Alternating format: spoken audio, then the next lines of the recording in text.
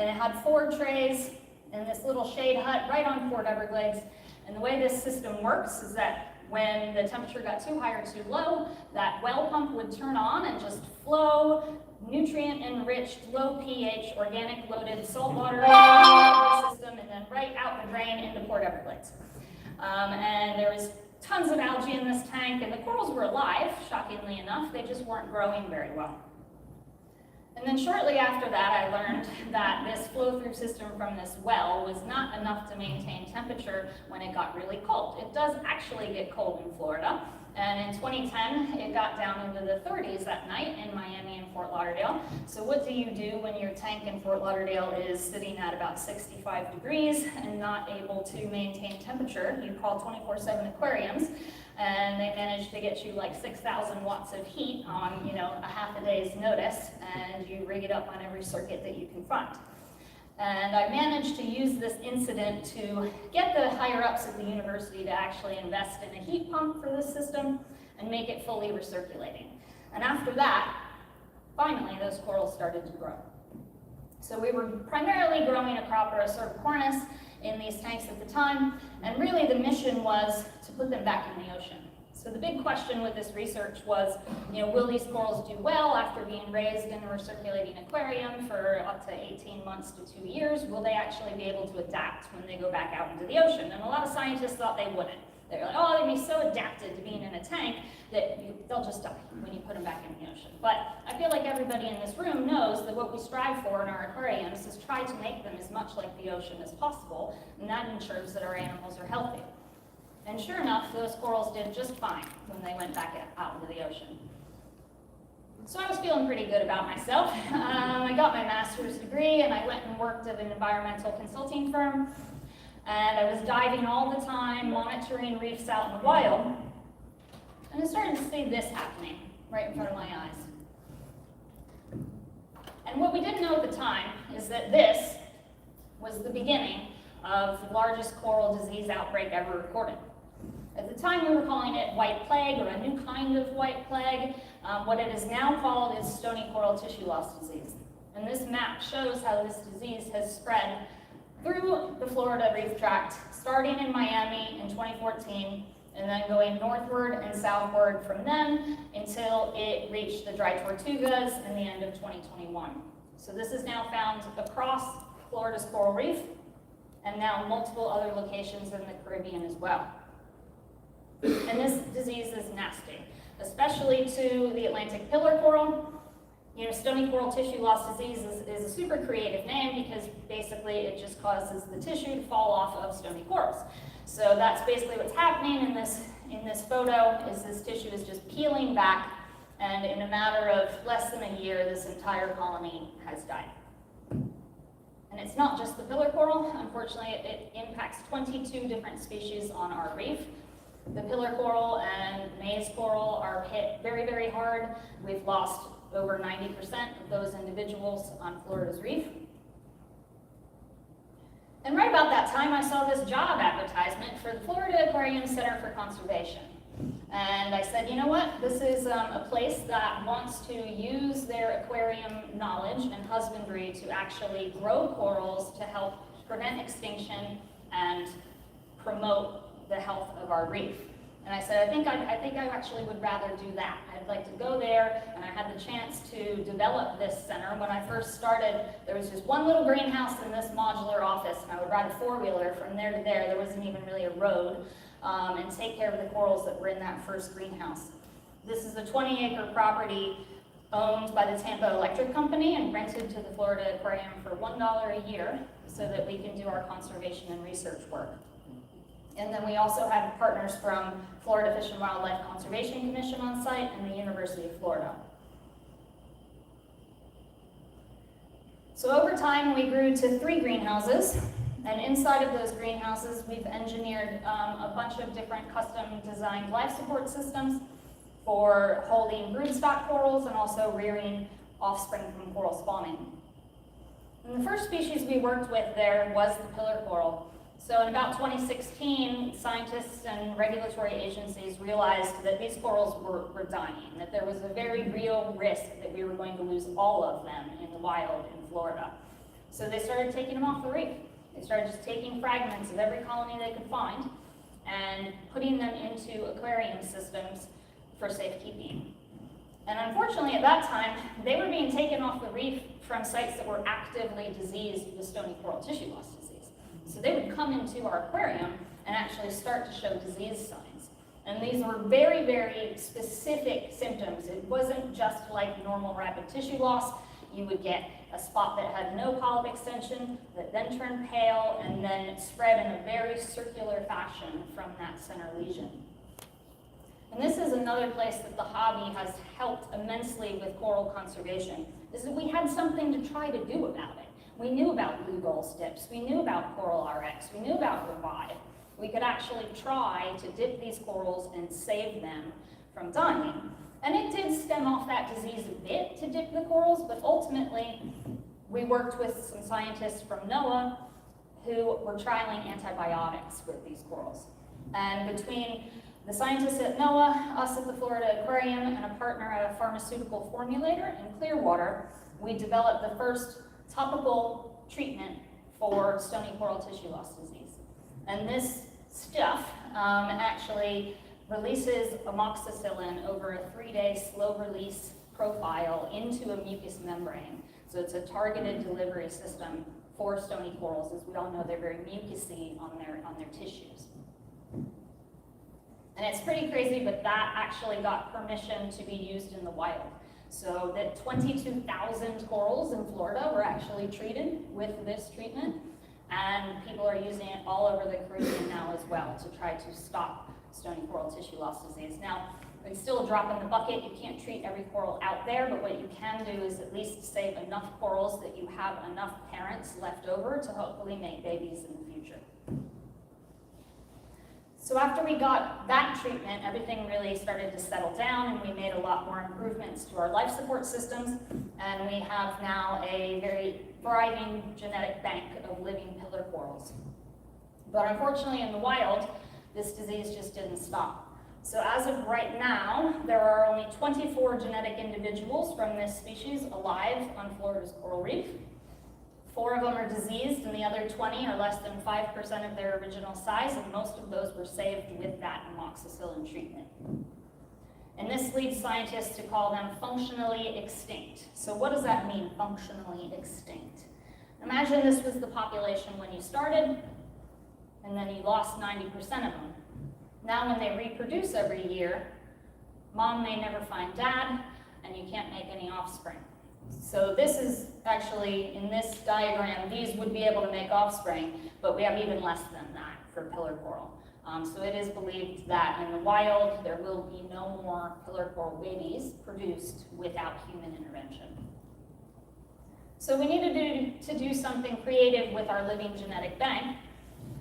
So we contacted Jamie Craggs at the Horniman Museum. You guys may have seen his talks or heard about him. He's been doing amazing work spawning corals from the Indo-Pacific and had spawned 12 or 13 different species of Acropora from the Indo-Pacific at this time. So we reached out to him and said, hey, could we do this with Atlantic corals? And of course, Jamie's like, sure, you can.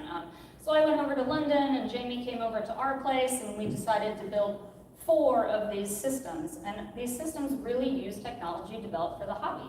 It is an Apex system and Radion lights, and we could not do this if that technology didn't exist. So we were building a sea turtle rehabilitation center at the time, and luckily my boss was like, sure, we can put corals in there. So we built 2 dark rooms and 4 spawning systems over 2017 and 2018. And this is what those systems looked like when they first got set up in early 2019, and the first species we put in there was the pillar coral. And then in August of 2019, this happened. I'm gonna get a drink. You enjoy the video.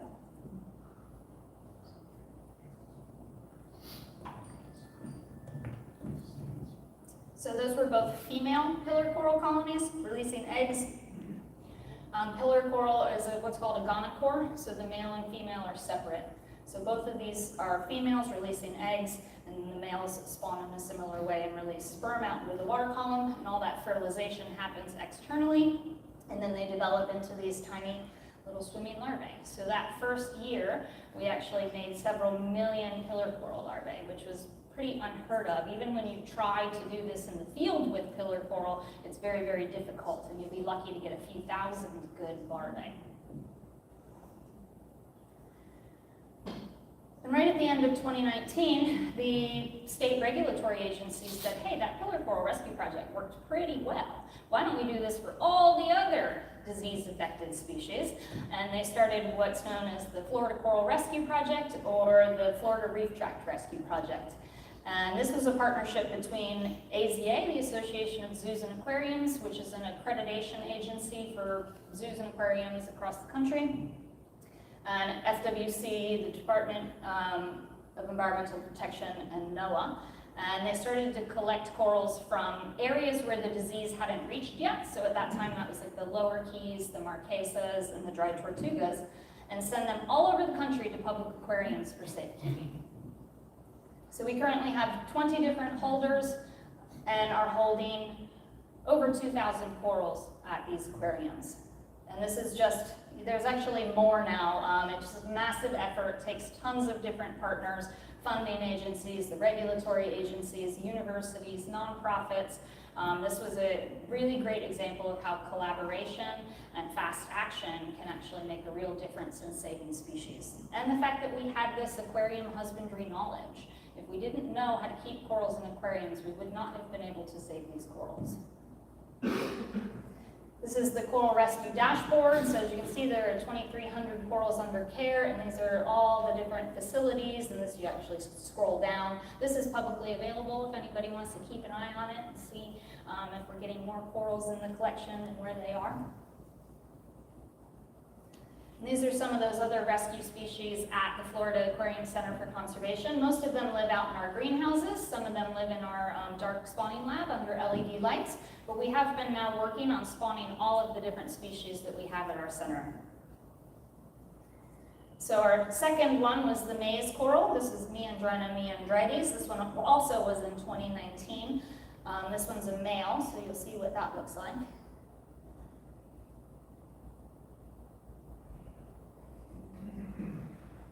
And this one's one of my personal favorites, the grooved brain coral, or Diploria labyrinthiformis. This one will actually be spawning here in a couple weeks. It's the only species we have that spawns well before sunset. So this is actually what it looks like. This is not sped up. And the lights are still on at that level. And actually, this is in the induced spawning lab, so the spawn timing is really tight. So we'll have 10 individuals sitting next to each other, and they'll all spawn like that within about 15 minutes of each other. It was very cool.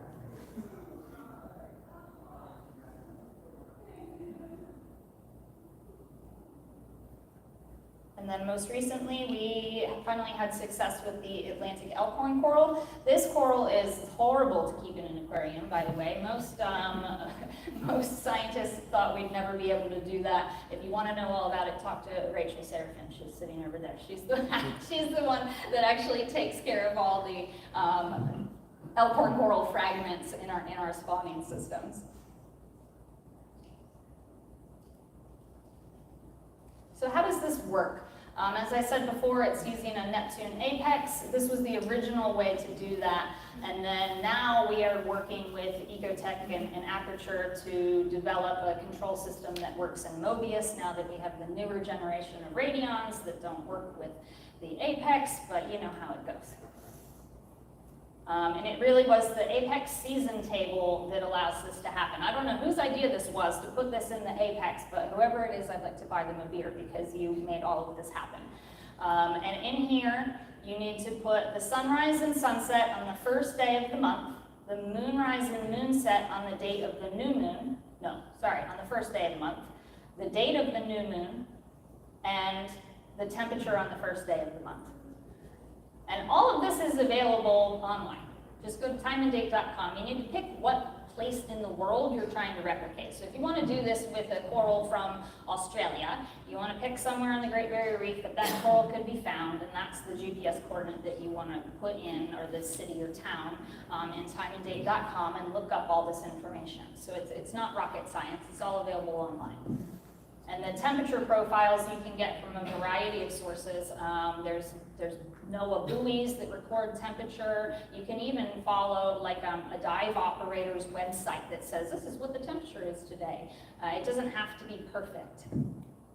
The only thing this season table doesn't do is change the intensity of the light over the course of the year. So the sun is more intense, and actually you'll have a higher incident PAR level on the surface of the ocean in the summer, and then it's slightly less during the winter. So you also need to account for that in this program. But what we've been doing is changing that peak intensity manually, either every 2 weeks or every month. And ours will ramp up to about 70% in the summer, and it'll be down at 50% output in the winter.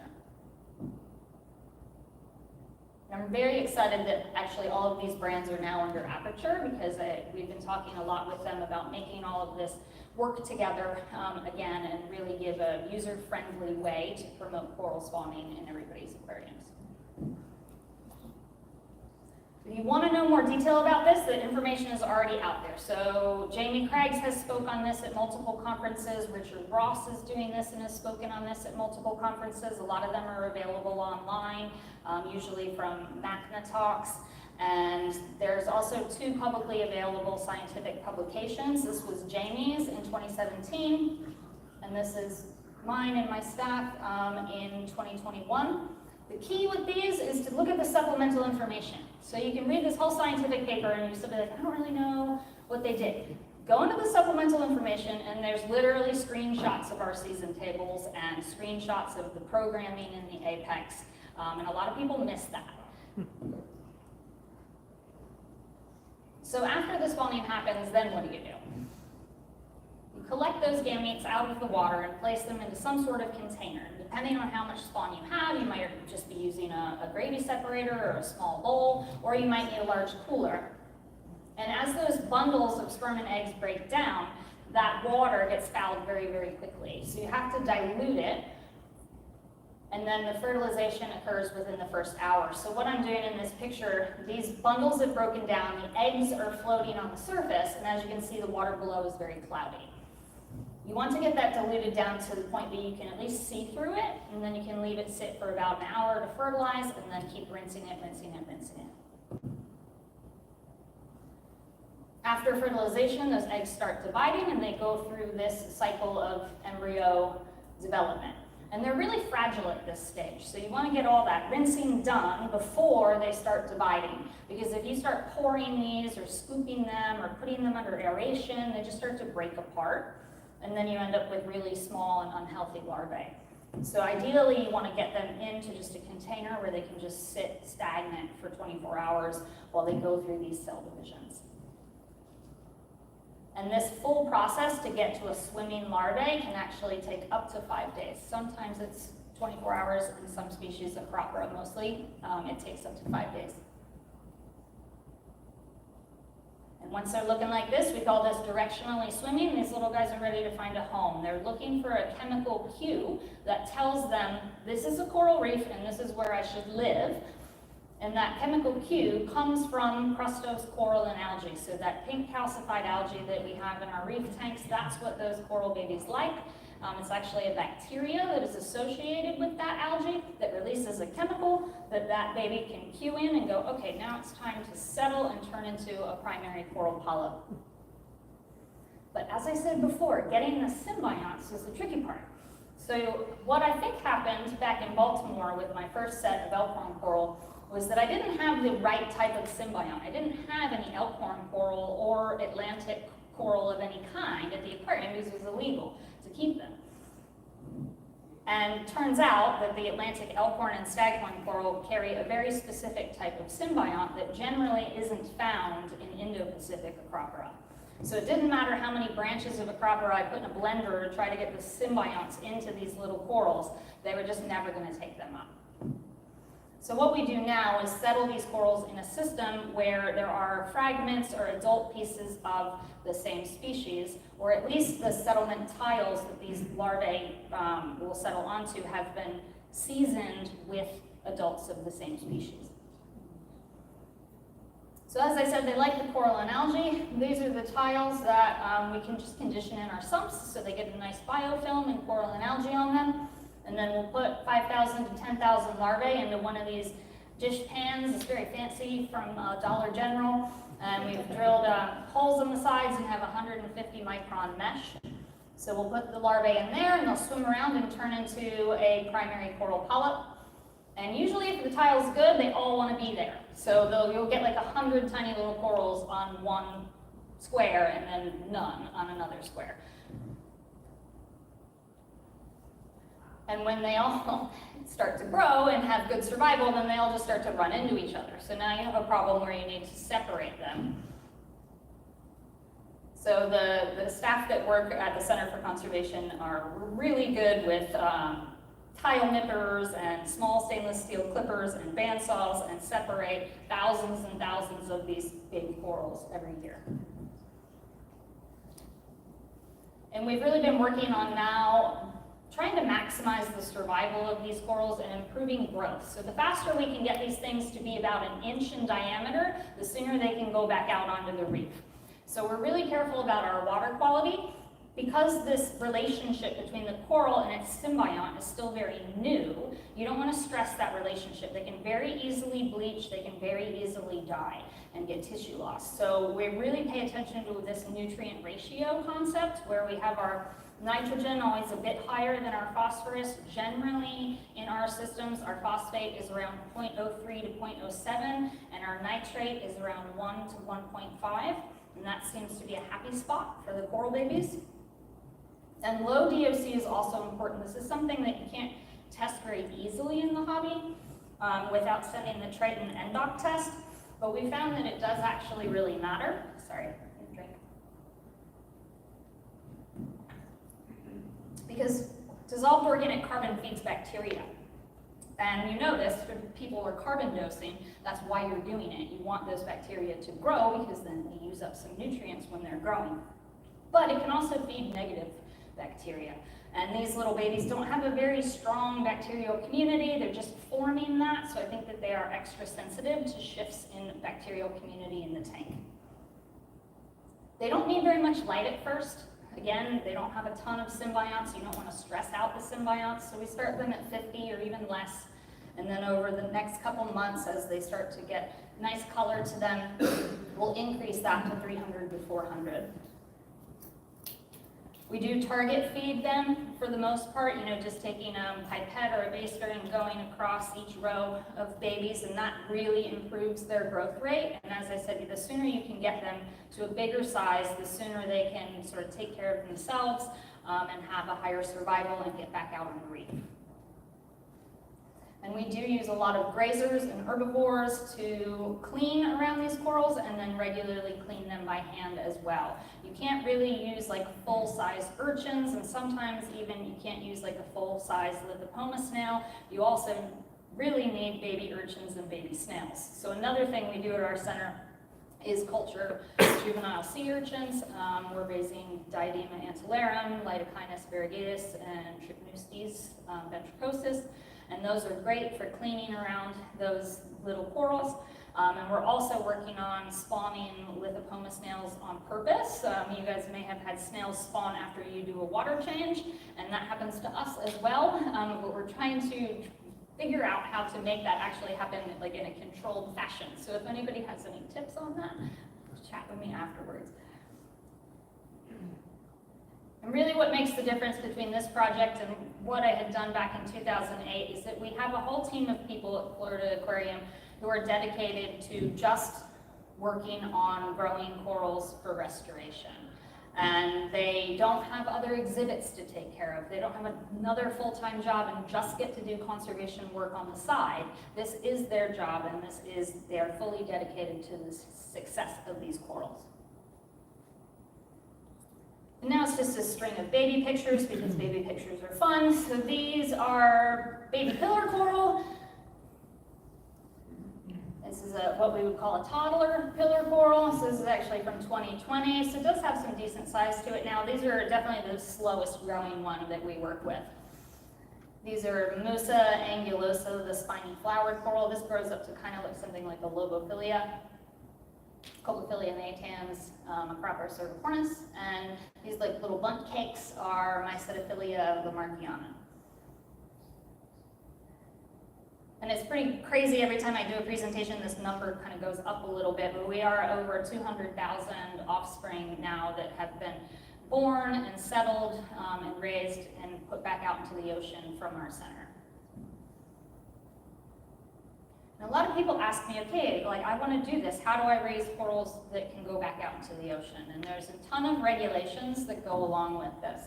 So to get the corals in the first place is heavily permitted by FWC and the Florida Keys National Marine Sanctuary and NOAA.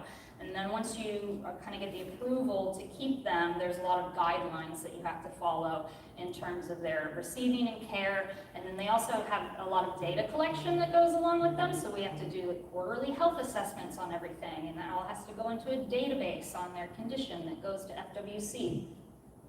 And then we follow very strict biosecurity and disinfection protocols. And then any exchange between nurseries is also regulated, as well as the transport and release. So if you are not somebody who likes to follow the rules, then this is not the job for you. But it is possible. Biosecurity. This is a concept that I think a lot of hobbyists aren't necessarily familiar with.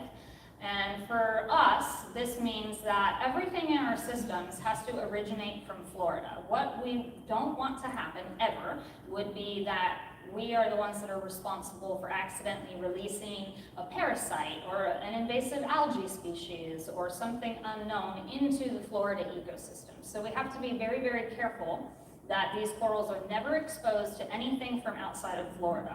So all the live rock, all our cleanup crews, everything comes from Florida waters. And we're lucky here in Florida. We have a lot of vendors that can do that for us. In some places in the world, this is much more difficult, but in Florida, this is pretty doable.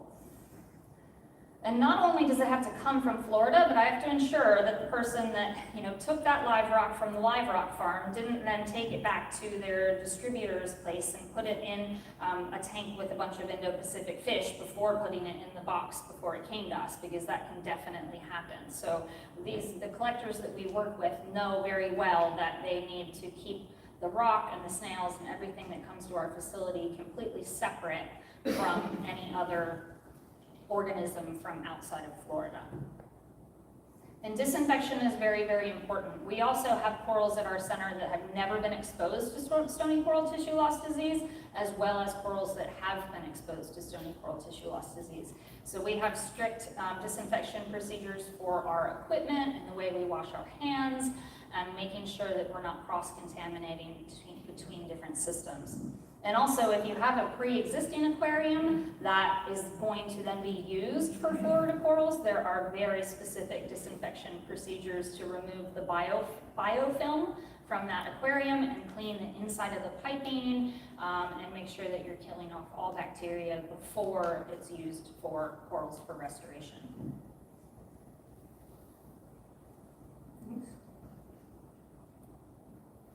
And then those corals have to get a health certification, and this is probably the weirdest part of it all. These baby corals have to be looked at by a veterinarian and given a health certificate before they can go back out in the ocean. And there are actually only 5 humans in the state of Florida that are approved to do such a health inspection on corals for release out into the ocean. There will be a 6th here in a couple of weeks. One of those individuals is in this room, Charlie Gregory, sitting in the 3rd row. And so a land-based coral nursery that is a type of permit under FWC to be a coral nursery, you have to maintain veterinary support. So you actually have to have a relationship with one of these 5 veterinarians who comes to your site regularly and does inspections and understands your biosecurity protocols and your disinfection procedures, and then they can sign off that your corals are approved for release. And it's just a visual inspection. Like we don't really know what causes the vast majority of coral diseases. So it's really the veterinarian coming in and going, yep, they look good. And there they go, but it's, tick the box. And then they're ready to go. So our staff does get the chance to actually plant some of these corals back out onto the reef. We do give the vast majority of our corals to other people to put back out onto the reef because we live in Tampa. It's not super cost effective for us to be driving 5,000 to 10,000 corals a year down to Southeast Florida and putting them on the reef ourselves. So we work with a lot of universities and nonprofits to do this work. And this is also happening not just at public aquariums and universities. So I just want everybody in this room to realize, like, this is possible. There are people that are starting new nonprofit, non-governmental organizations that are doing this, and they are working with the regulatory agencies and following all those rules I just talked about, and are able to grow corals for release in Florida. And just a little update on our facility. These are those 3 greenhouses you saw earlier. We are currently under construction for a massive expansion that will put us to actually over 9,000 square feet with the spawning lab. So we're super excited about that. This is what it currently looks like. Yes, it doesn't have very many windows. And that is because we want to control ambient light in here. We shift the timing in our spawning tanks so that sunset happens in the afternoon, so we can actually do all the spawning work in our normal work day, and that just makes it a lot easier for us. We don't have to stay up till 2 or 3 a.m. Every time we're doing coral spawning work. So this whole section of the building is light controlled and will be on probably a slightly shifted cycle to the natural sunrise and sunset time. And this whole wing of the building is for settling those offspring and growing them. So we hope to get up to 10 to 15,000 corals a year with this facility. And all of this work does not take place in a bubble. We have tons of partners that we work with, both from the regulatory agencies, universities, other aquariums, researchers. We also have some amazing industry partners. Aperture has been with us, every step of the way in terms of the lighting and helping us tweak things. Triton is amazing, and we send samples to them regularly and get a very steep discount on that. And Champion and Coral View, they are the people we can call. We have an emergency, we need this skimmer now. They've always worked with us. And you can learn more by watching these videos. The Florida Aquarium website has a ton of information on our program, and Richard has been putting stuff about us on reefs.com for years. Worldwide Corals came out and made a video recently. George Mavrakis also did, and Hillary was just out a week or 2 ago, and she will have a video on her waterlogged blog about our work in the Florida Reef Tract Rescue Project as well. So thank you for listening to me for, it wasn't that bad, 45 minutes, not even.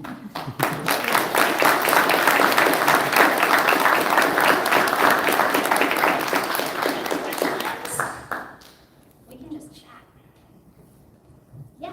Well, first of all, congratulations on your efforts to save our reefs. I appreciate it. It's really amazing. It's not saved yet, but we're trying. Well, you know how you eat an elephant, right? One bite at a time. That's right. That's right. Same thing here. Once you've taken your colonies back into the wild, are you tracking them then in terms of growth? And I'm assuming that you are some way. Sure, yeah, it's part of all the permitting for that. Definitely, we're required to do follow-up monitoring. Each project is a little different, but it's usually for at least 1 year. And usually that first year, they do quite well. There's a few species that are like popcorn to parrotfish, and those are challenging. So we are working, the last thing you want to do is raise these things for 1.5 years or 2 years, and then they get eaten by parrotfish in about 10 minutes. So that was difficult. So we were working on some predation deterrent devices for those particular species.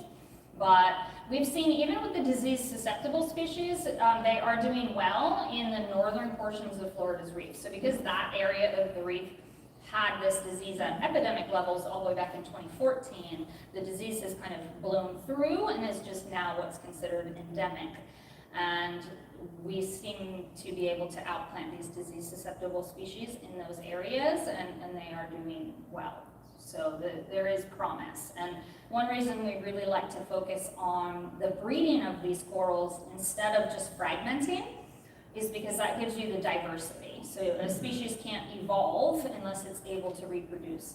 So by reproducing these corals and trying to increase the diversity in the offspring, we hope that some of them will be maybe more resilient in the future. Yes? Question on, I'm not sure if you know or not. I'm curious, when you said it is a delayed release amoxicillin treatment, how is that, because there's more stony squirrels, how is that utilized? How does it work? Is it applied directly or is it in the water column? Is it a capsule or? Yeah, it's an interesting, so the question is about the slow release amoxicillin compound. I am not a pharmaceutical formulator and they use a lot of really big words, but I will try to explain. So they used a compound that is used to target drug delivery into like people's mouths and throats that actually supposedly shuttles the drug like preferentially towards mucus rather than water. So that is, the paste is applied along the dead skeleton, but right up against the living tissue. So it adheres to the dead skeleton that's new and white and clean, which is pretty grippy. And then it expands and kind of smushes into the tissue. And as long as there's contact, the theory is that that drug will be preferentially shuttled into the mucus of the coral. No, thank you. Mm-hmm. So with the relief, now that they're putting the new coral back, there's not concern that it's going to keep that disease stagnant, new Sure. bugs coming back? Totally valid point. So the question is, if we put corals back, isn't there concern that basically by giving more biomass of coral there, you could actually promote that disease coming back because it has more hosts available to it? And that is definitely something that is monitored, and we've monitored very closely over these past couple of years, is if you go to an outplant site and outplant 2,000 corals, does that increase disease incidence even nearby? So not even necessarily in those corals alone, but nearby. And it appears to not be the case.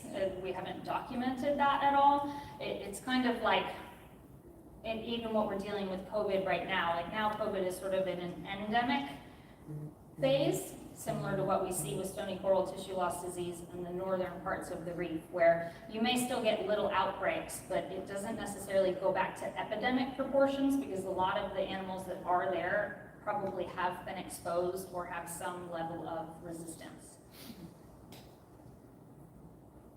Are you looking at other parts of the world and other reef systems that are doing this, and are you guys monitoring that and seeing if they have success in doing the same kind of things? Sorry, say that again? Are you comparing your research to other running units or other reef systems in other parts of the world? Are they having success as well? Yeah, so this stony coral tissue loss disease is now found throughout the Caribbean, and we work very closely with researchers in other countries throughout the Caribbean to try to help them build genetic arcs and do similar work. And then there's also, but this disease has not made it into the Indo-Pacific, but the Indo-Pacific has their own set of problems, which is climate change, and the reefs are still in trouble everywhere in the world. And there are many researchers now that have installed these spawning systems. They actually buy them from Jamie Craig's, and they've installed these spawning systems. And in Australia, there's a place called the CSIM that is doing very similar work. So a lot of scientists are now really turning to aquarium systems to learn how to try to save and conserve corals. So it really is spreading. And it's the knowledge of everybody in this room that supports the hobby and shares your observations that are going to give that background information in just coral husbandry that people will be using for decades to come to try to save corals.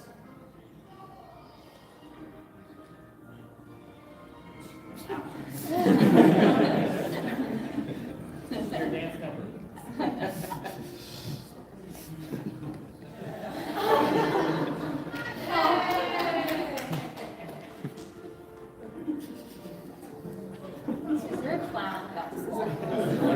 Do you see a consistent pattern of the disease and then recovery, your efforts at recovery, region to region, like up north, where it happened first? Can you predict what's gonna happen down at the south end of the Keys by keeping track of what happened up north and use that to tailor efforts, or is it just kind of a mixed bag? It's kind of a mixed bag. There are some reefs that, for whatever reason, there are little pockets that didn't get impacted as strongly, and then there are pockets where, 90+% of the corals are just gone. And we are not doing a ton of restoration work in the areas that are still epidemic. So because that is probably more detrimental to add more tissue into an area that's epidemic. So the majority of the work is happening lower Keys and northward, so not much in the Marquesas or the dried Tortugas, because that's still epidemic proportions. So we still have a lot to learn, right? We don't know the best way to make up for this disease. And to be honest, it's actually impossible to replant all of the corals we lost. I mean, it's estimated just for the top 5 species, I think it was something like 9 billion corals. So to grow billions of corals is just not, and corals that you can't sell. So remember, you can't make money off of any of this because it's all illegal to sell. So it has to be funded by someone. So it's funded by either the state or the federal government. So to grow billions of corals is not really feasible. So what we're trying to do, and by we I mean the sort of restoration community as a whole, is to focus efforts on targeted reefs. So rather than putting the corals haphazardly throughout, rather than putting the corals haphazardly throughout the Keys, if you plant them all very close to each other on a smaller number of reefs, then maybe when they spawn, they'll actually be able to mix with each other and recover on their own. So we really need to get to the point where the reef can recover on its own. And cleaning up waterways and pollution and the climate in the meantime. Really, this is a stopgap. This is to prevent species from going extinct and keep that genetic diversity, and while we take decades probably to clean up our environment.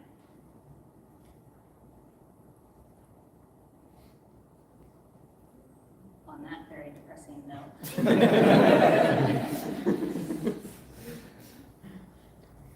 All right. Thank you, everyone.